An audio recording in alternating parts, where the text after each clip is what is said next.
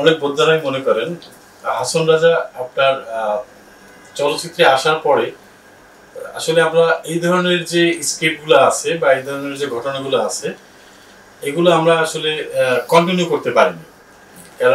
কারণ আমাদের দেশে হাসন রাজা বা এই ধরনের অনেক গুণী শিল্পী, গুণী মানুষ আছেন যাদেরকে আমরা চলচ্চিত্রের মাধ্যমে হয়তো উপস্থাপন করতে পারতাম, কিন্তু সেই জায়গাটাকে আমরা আসলে কি মিস করেছি?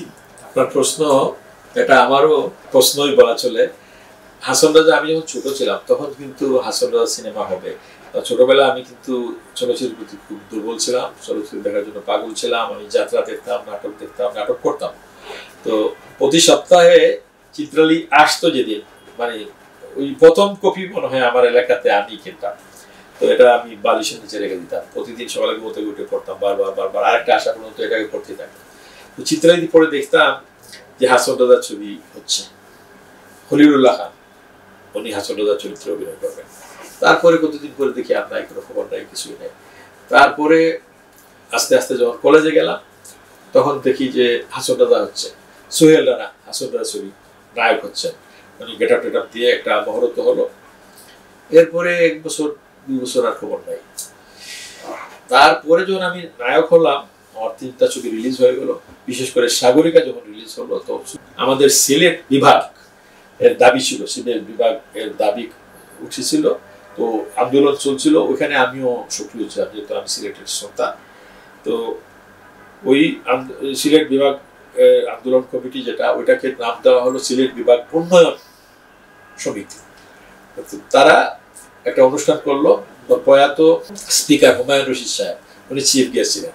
আমাকে তখন ওই যে আমি অলরেডি একটা নামদাম হয়ে গেছে, ছবি টবি করছি, নায়ক হিসাবে আমাকে তখন ওই বিশেষ অতিথি হিসেবে রাখলো।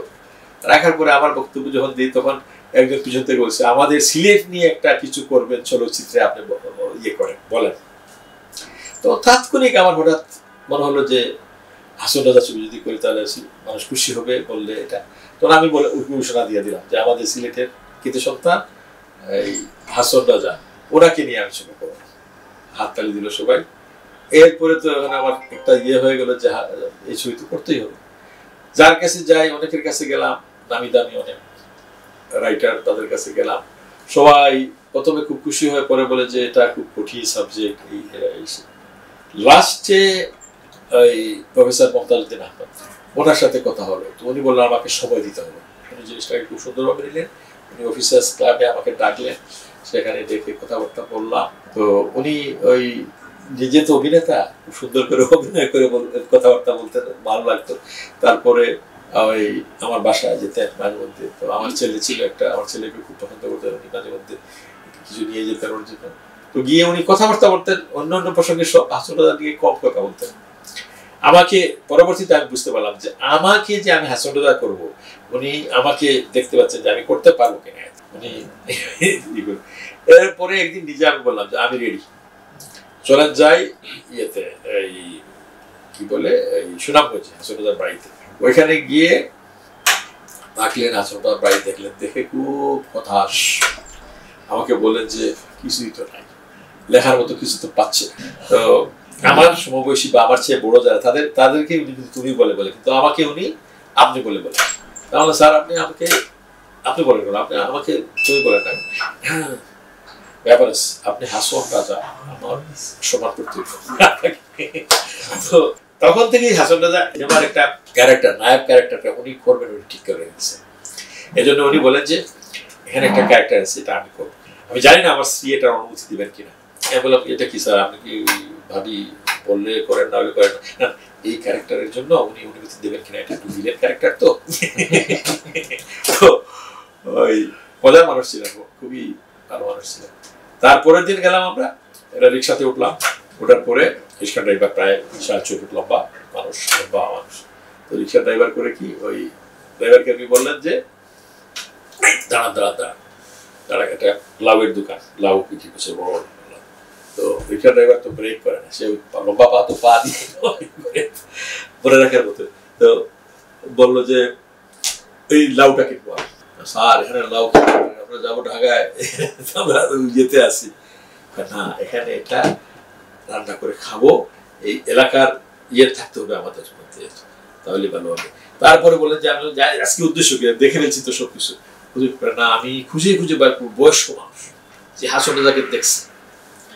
ঠিকই বাইর করছে উনি, একটা বৃদ্ধ মহিলা, অনেক বৃদ্ধ। তো বাইর করে ওনাকে বললো যে ওনাকে একটা খাওয়া দাওয়া করাই। তো নিয়ে আসলাম আমরা সার্কিট হাউসে, আনার পরে ওখানে লাউ রান্না হলো, মাছ টাছ দিয়ে সব কিছু ঠিকঠাক। মহিলাকে শুরু করলো কাহিনী। মহিলা বললো হাসন রাজাকে দেখছে। মহিলা হাসন রাজা সম্পর্কে যা বলা শুরু করলো, যে হাসন রাজা, এগুলো শোনা কথা, কিছু ব্যাপারটা হয়েছে কি, মহিলা দেখছে হাসন রাজাকে ঠিকই, কিন্তু উনি কিছু জিনিস শুনেছে। হাসন রাজাকে উনি দেখছে আর শুনেছে, যে বলে যে হাসন রাজা কি ওই কোন নতুন মেয়ে যখন বিয়ে হয় ওই বিয়েকে তুলে নিয়ে যেত। তো বলে যে এটা তো ভিলেন, ভিলেন করা যাবে না, হাসন রাজা ভিলেন ছিল না, আপনি যা বলছেন তা শোনা কথা। মহিলা বলে হ্যাঁ আমি শুনছি, না দেখলে বলবেন না আমাদেরকে। তো উনি বলে যে মহিলা বলছে দেখছে হাসন রাজাকে সুদর্শন ছিল, সবই ঠিক ছিল, আর বাকিটা যেহেতু শুনে বলছে এটা আমি নিতে পারবো না। আর হাসন রাজা তো ভিলেন না, হাসন রাজা ভিলেন হলে হাসন রাজাকে এতদিন মানুষ মনে রাখতো না। এই পর্যন্ত হাসন রাজাকে দেখছে কেমন সে ছিল, কি রকম ছিল কি না, তার কি ভাবে থাকতো, এগুলো জেনে গেছি আমি। এখন চলেন জায়গা, পরদিন চলে আসবো। আপনারা দেখছেন দৈনিক কর্ণকণ্ঠ, সবার কথা বলে।